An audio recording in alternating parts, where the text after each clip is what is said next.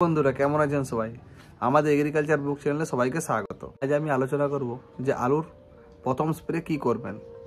আমরা অনেকেই বুঝে উঠতে পারি না যে আলু গাছে 1 মাসের মধ্যে যে প্রথম স্প্রে করতে হয় সেক্ষেত্রে আমরা কি ব্যবহার করি। আলু গাছ বেরোনোর সময় প্রথমেই আমরা হয়তো আগাছানাশক ব্যবহার করি, কিন্তু তারপর আমরা যে ফাঙ্গিসাইড ব্যবহার করি সেটা মূলত ওই ম্যানকোজেব টাইপের যেসব ইন্দোফিল বা M45 যে কোনো একটা ব্যবহার করি।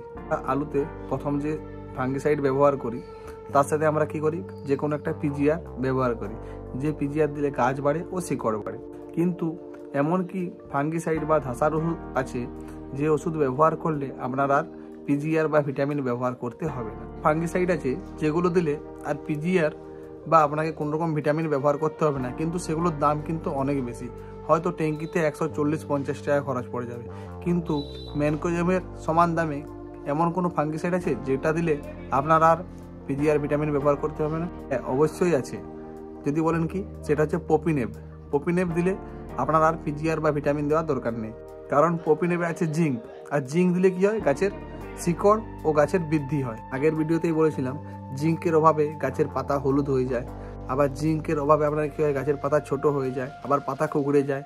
সেই জন্য আমরা জিঙ্ক ব্যবহার করি। আর যেহেতু অ্যান্টাকল বা পপিনেবে আপনার জিঙ্ক আছে, সেই জন্য আমরা প্রথম স্প্রে যদি অ্যান্টাকল ব্যবহার করি তার সাথে আর আমরাকে কোনো রকম পিজিআর বা ভিটামিন ব্যবহার করতে হবে না। অ্যান্টাকল হলো একটা কন্ট্যাক্ট ফাঙ্গিসাইড, মানে আপনার যেরকম M45 বা ম্যানকোজেব যেরকম গ্রুপের, সেম গ্রুপের এটা ওষুধ, কিন্তু এর সাথে বাড়তি আপনি পেয়ে যাচ্ছেন জিঙ্ক। আর জিঙ্কের জন্য এটা কি হচ্ছে, গাছের গ্রোথটা ঠিকঠাক আবার চলে আসছে। আলু গাছে প্রথম যখন স্প্রে করবেন অবশ্যই ফার্স্ট স্প্রে কিন্তু অ্যান্টাকল বা পপিনেব করবেন। ট্যাঙ্কিতে 30 গ্রাম ব্যবহার করবেন, তাতেই কিন্তু কাজ খুব সুন্দর হবে।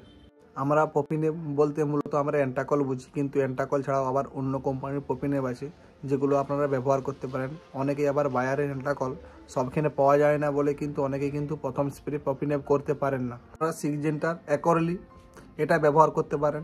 তাছাড়া আপনারা যদি টাটার কৌশল ব্যবহার করেন তাতেও কিন্তু কাজ একই পাবেন। এছাড়া আপনারা আদামার, পক্সিমেন এবং জেইউর ক্রপকল এটাও ব্যবহার করতে পারেন, দাম কম জেইউ কোম্পানির, এটাতে কাজ কিন্তু একই পাবেন। তারপর যে স্প্রেগুলো করবেন, পরপর 2-3টে স্প্রে 7 দিন ছাড়া প্লেন ম্যানকোজেব ব্যবহার করবেন। ট্যাঙ্কিতে ম্যানকোজেব ব্যবহার করবেন 50 গ্রাম। এর সাথে আর কোনো রকম দামি কোনো ফাঙ্গিসাইড ব্যবহার করার প্রয়োজন নেই। অনেকে হয়তো দেখবেন প্রথম থেকে অ্যাক্রোবেট ব্যবহার করেন, কিন্তু প্রথম থেকে অ্যাক্রোবেট ব্যবহার করবেন না।